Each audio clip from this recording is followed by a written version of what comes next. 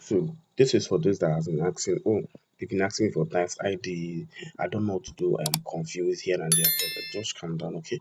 Yes, I created a PayPal this morning, and then I just found out that the tax ID of it is not really difficult. It's just to understand the process and all that. I think I'll need to create another video that will explain this tax ID stuff, and you're very much good to go. So if you take a look at this, I just opened this one this morning. It didn't even take me up to 30 minutes. I opened this one this morning, 1:51 a.m. And then I went ahead to provide my tax information that they asked for. And then I went ahead to confirm and link my bank account and then verify the email. I even did all this since then. I verified the email, but I use an anti-detect browser on my PC and I'm using a static IP and I intend to keep the IP for a long time. So PayPal these days is also very particular about your IP. So for your own good, it's important you maintain a very static IP. Maintain one IP. Use an anti-detect browser. Keep that profile. Let even if you cannot be like Christ, okay? Of course you cannot be like Christ, but maintain this term yesterday, the same, today, and forever. Just try to maintain that. Whenever people comes, your IP is the same. The browser information they are always meeting is the same. The phone number you are using is the same. The name, everything is the same. Your transactions and other things is just the same.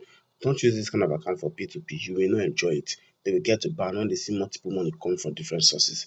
But if you, okay, let me say you're working on one account, for instance, or Prime Opinion, and your money keeps coming from one source consistently, and it's a reasonable sum within a reasonable period, oh, every 2 days, $3, $4, $5 is coming. It looks clean and very sensible. There's no reason for banning. I don't think they will ask me for ID card anytime soon. But even if they do, because I've used my Nigerian information to verify it, it is also going to go through. Now, in this case, they will keep seeing this account as an account that is owned by a person with dual citizenship. And with that, right, I will always scale through on this account. What I'm just gonna try to do is to try as much as possible within the next couple of days to get to get my I'll try as much as possible to get um my national, that is my international international passport. I try as much as possible to get my international passport. So if for any reason they call on me at any point, I can use my international passport to quickly verify myself and sort out anything.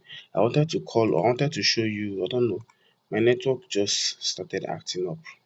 I don't just know what is causing it. I wanted to quickly show you how to I wanted to quickly show you the paper I created, but hold on, let me pause this video.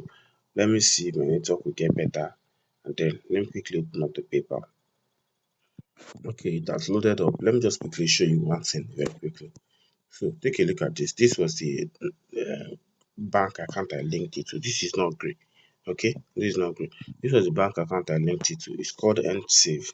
So EndSave also gives you a pounds account, just like Great does, and just like GigPay, Currenest now does. So I used EndSave, and they gave me, and you can see the paper code came in and all that.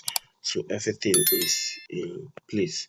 So let me just quickly see if I'm going to load up my PayPal. Yes, so good. Let me log in very quickly.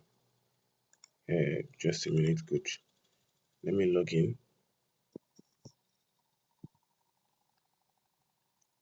to my PayPal. Then I'm gonna show you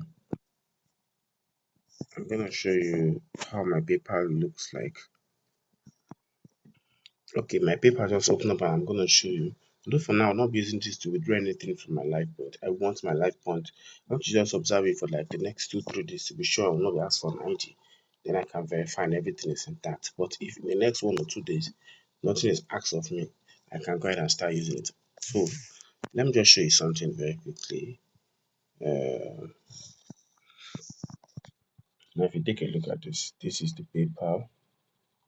Yes, so it's looking very clean. This is the linking and all that. This is not too good, remember. Everything is looking very clean here and all that. So I've done every requirement and all that. So I don't they although for now they're not allowing me to use crypto. So you just have to stick to withdrawing to your account. But let me to withdrawing to your Nigerian your Gray account and all that. Okay. Wow, this is looking nice. Okay, I'll take a look at this if they are going to allow me to purchase crypto. Wow, if this works, that's going to be nice. But I'll come back to this. Okay. Meanwhile, let me just show you my TD text browser. This is PayPal. You can see this is my LifePoint account. So I intend to use this LifePoint to withdraw to this paper. But I'm going to observe this paper has gotten to the threshold. This LifePoint has gotten to the threshold already. But I'm going to observe the paper for the next couple of days. When I see everything, the code is clear, I'm going to withdraw from this LifePoint paper. So one thing you must understand that no matter how very excellent, no matter how very good your setup is, don't just rush and boom. No, no, no, no, calm down. Watch the paper for a couple of days to be sure everything is clear, and then you use it. And mind you, for the next for life, this is what I'll this is the setup I'll keep using. I don't intend to open this paper on any other device. I'm not going to open it. I'll just keep using it on this anti-detect browser, and I'll keep using the same IP as possible. If I have need to change from this IP, I will get the very other good static IP and put let even if at least you can travel around and IP will change. Let not be a thing of let not be a consistent thing. Okay. So guys, this is my update on the PayPal team issue and all that. So I see you right in the next video.